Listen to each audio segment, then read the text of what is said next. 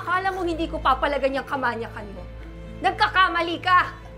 Mapapatay mo muna ako bago dumapo yung kamay mo sa katawan ko. Sa pagkatao ko, sa pag-iisip ko, pati na rin sa kaluluwa ko na dinurog mo noon. Sana mamatay na yung mga katulad mo. Hindi na ako papayag na babuyin mo ako ulit.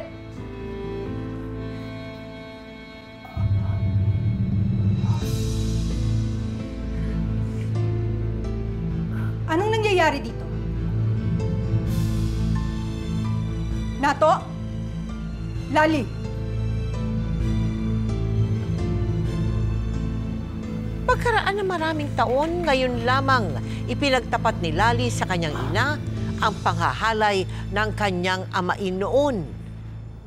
Ayoko na sanang bumalik dito eh. Pero wala akong magawa. Akala ko man nagbago na siya. Maraming nagagawa ang Uncle Nato mo. Na kadalasan hindi niya alam. Lalo na kapag nakakainom siya. Madalas nawawala siya sa sarili niya.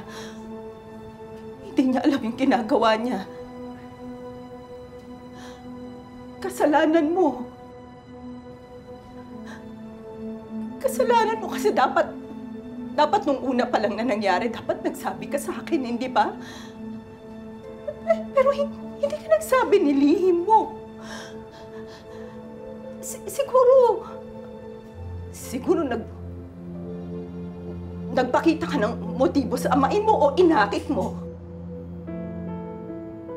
Huh? Ngayon ko yung ginahasa. Ako po yung ginahasa.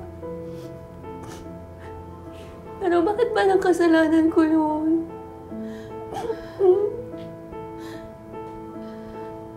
Mabait ang Uncle Nato mo. Pinag-aral ka niya, hindi ba? Pinagawa niya itong bahay na to. Hindi niya tayo ginutom, hindi katulad nung tatay mo. Na 5 taong ka pa lang, iniiwan na tayo, pinagpalit tayo sa ibang babae sa pamilya niya. Hindi ginawa yun ng Uncle Nato mo sa atin. Kaya Lali, kalimutan mo na lang ang ginawa niya sa'yo. Kalimutan? Kakalimutan ko muna ina kita bago akong kalimutan yung kahayupan na ginawa niya sa akin. Yung ibang nanay, magdidemanda. Kulang na lang patayin nila yung umapuso sa anak niya. Pero ikaw,